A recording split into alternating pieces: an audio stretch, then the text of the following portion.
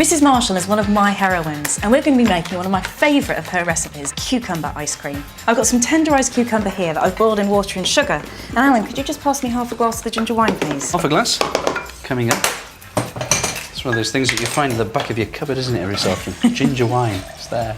Is that enough? Okay. There we go. Now, can you use a food processor instead of pestle and mortar? You could, but Mrs. Marshall would have done it like this. Marshall, of course. Keep on pounding this until it's really mashed up, really well pulverised. The alcohol helps to stop the cucumber from freezing once you turn it into ice cream. We're going to sieve it, add some lemon juice as well, which you can serve too. Stick it straight in. Okay. Marvellous. Lovely. Now you get sieving. I'm going to go get the special ingredient. So Alan, could you put on your safety glasses, please? Safety glasses for a special ingredient. Now this is liquid nitrogen.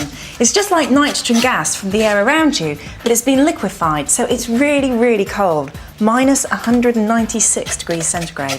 How are you doing there? I'm doing fine. Put the cucumber mixture into the custard mixture. The two go together? Mm-hmm. Okay. Give it a good stir. Is that nicely mixed in? Yep, it's all together. Great. Now, Alan, could you just stand back, please? Pleasure. Here goes. A little bit further.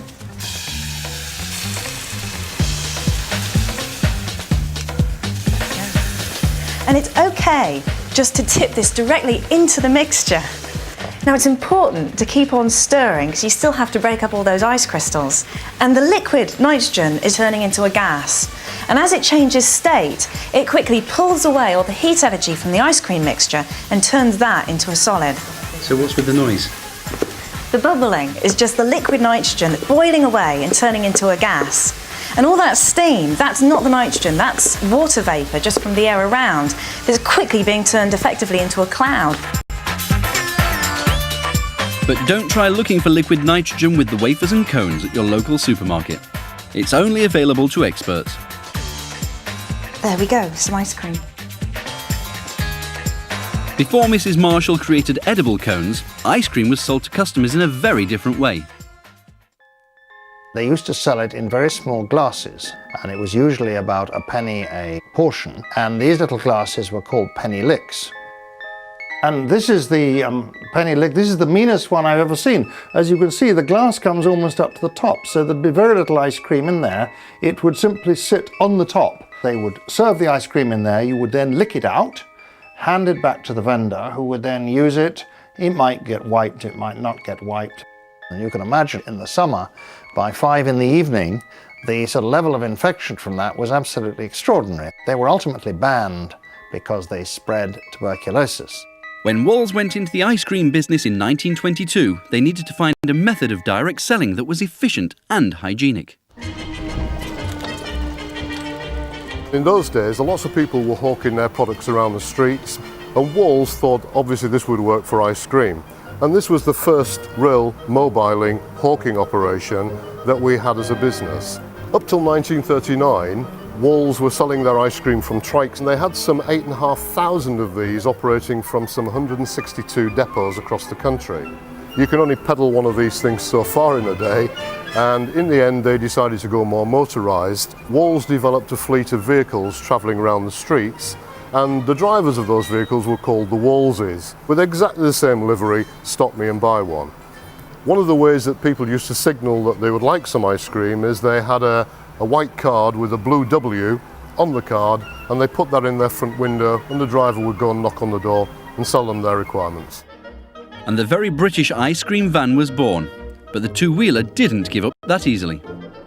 Here's something new, Hygiene on Wheels, the latest ice cream cycle on exhibition in London. Fitted wash bowls with running hot and cold water, and all accessories ensure that clean hands will serve your ice cream. Complete with self-contained sterilizing unit, it's thoroughly protected from dust and contamination by a Perspex dome, easily removable for loading and cleansing the interior. But it was no match for the van. I'm sure everybody just remember the first time they heard this. Whitby Morrison & Crew are seen as the Rolls-Royce of ice cream vans and have been making them for over 40 years.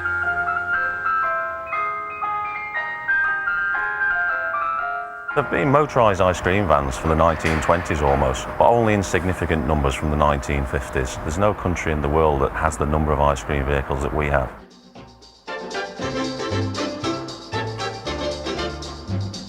An ice cream van is part of the British heritage. I don't think there's anybody in the country who's never bought an ice cream from a van.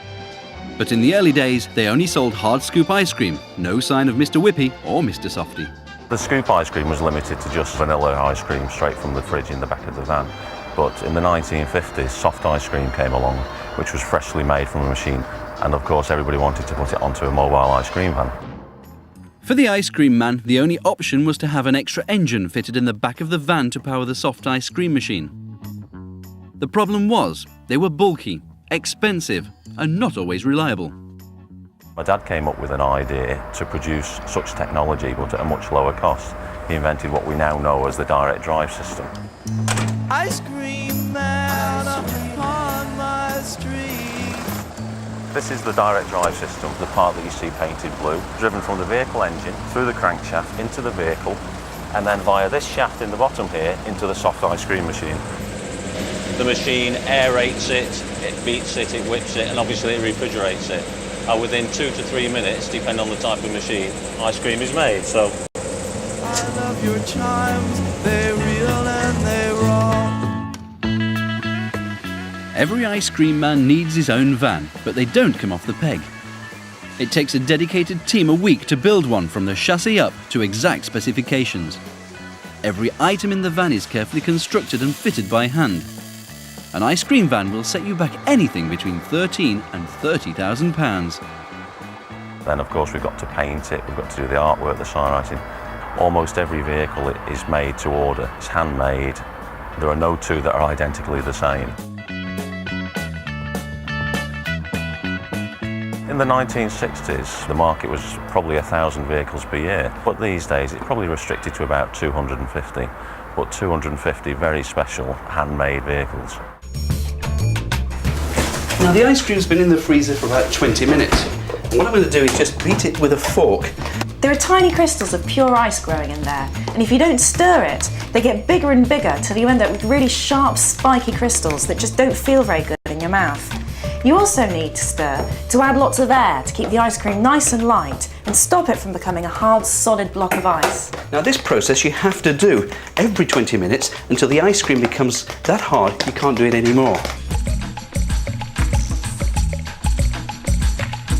The ice cream's ready, it's been scooped out into balls. Now it's time to deep fry them. I've got here some phyllo pastry squares, a little bit of egg wash consisting of egg yolk, icing sugar and a drop of milk. That's going to glue the whole thing together. A sprinkling of toasted hazelnuts over the top. Toast them to bring out that lovely oil and that crispiness, works a treat. So they're about ready to go. We've got the fat fryer, that's on. I'm going to get the balls.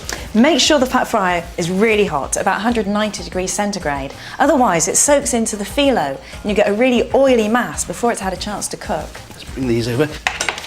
You take a ball and 3 layers of this, you put 3 together. That's it, lovely. You can take a ball, now very, very carefully wrap this phyllo pastry all the way around so it seals in the ice cream so there's no fat going to get in there. And that is ready to deep fry. Easy? Wow, easy. If you're deep frying ice cream, you might expect it to melt. But the phyllo pastry puffs up, giving you layers of air, which act as a really good insulator, and so the heat doesn't pass through them and the ice cream doesn't melt. Place these down into the hot fat and fry them off. It's going to take 30-35 seconds, that's all, to become crispy and golden brown.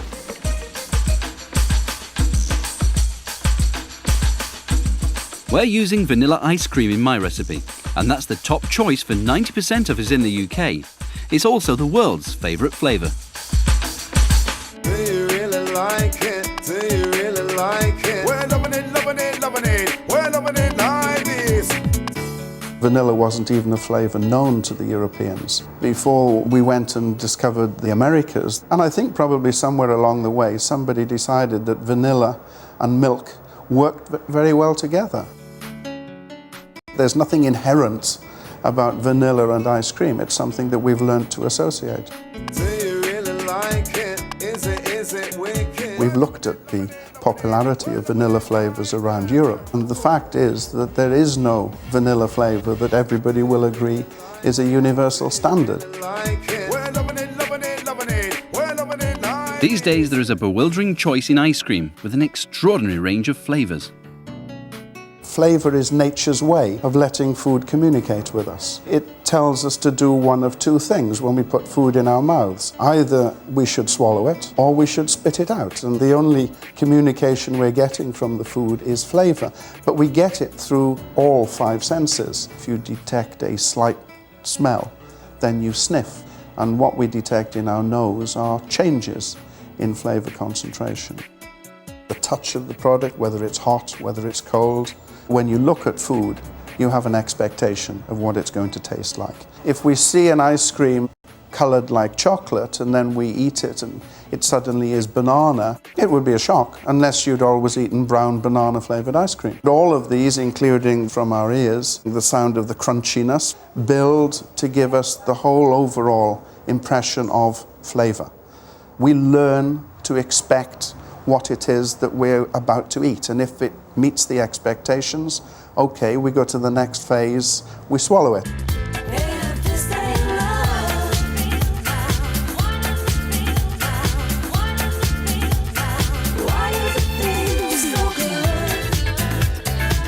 Right then, let me give you this top one. Crispy on the outside, soft on the inside. Well, maybe. Let's have a look. Tuck in. Wow, well, it's still frozen on the inside. Of course. But it's still crusty and hot on the outside. You get the best of both worlds, don't you?